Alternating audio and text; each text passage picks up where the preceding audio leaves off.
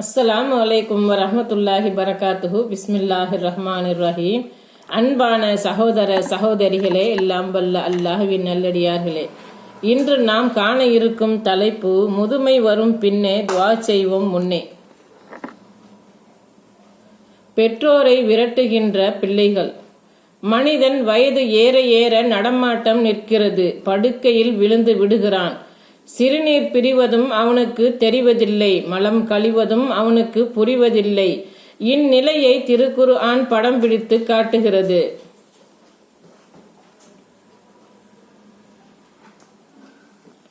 நாம் நாடியதை கருவறைகளில் குறிப்பிட்ட காலம் வரை நிலை பெறச் செய்கின்றோம்.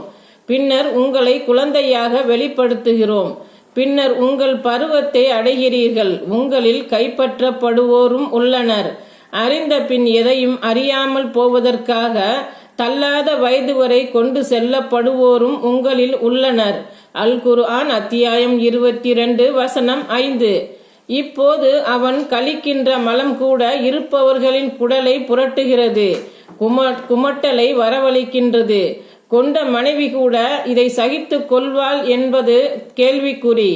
பெற்ற பிள்ளைகள் குர்ஆன் ஹதீஸ் அடிப்படையில் வளர்க்கப்பட்டவர்களாக இருந்தால் முகம் சுளிக்க மாட்டார்கள். ஏனெனில் அவர்கள் திருக்குர்ஆன் வசனத்தின் அடிப்படையில் பாடம் பயின்றவர்கள், பக்குவம் பெற்றவர்கள். மற்றவர்களாக இருப்பின் சதாவும் சனியனே தொலைந்து போ என்று திட்டி தீர்ப்பார்கள், சபித்து தள்ளுவார்கள்.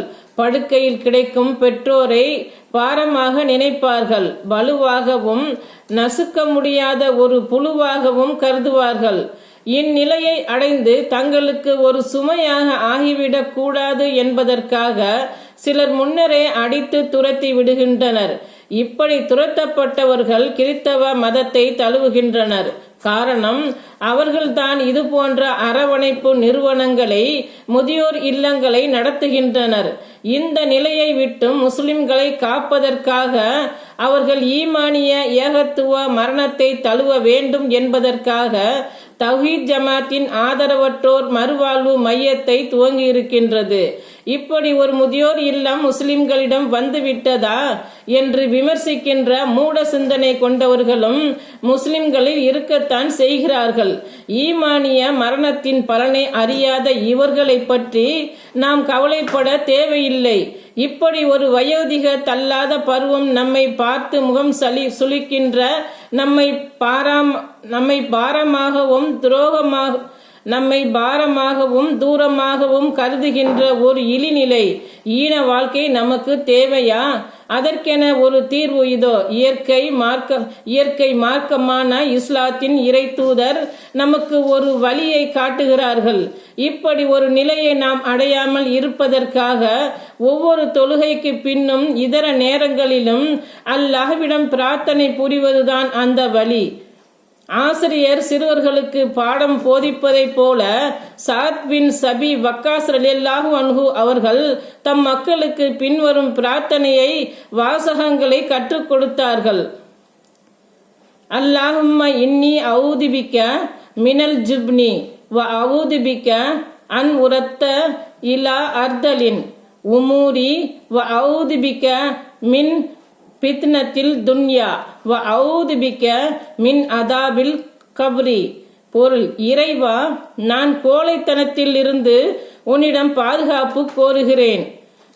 மூப்பின் மோசமான நிலையை அடைவதிலிருந்தும் உன்னிடம் பாதுகாப்பு கோருகிறேன். உலகின் சோதனைகளில் இருந்தும் உன்னிடம் பாதுகாப்பு கோருகிறேன்.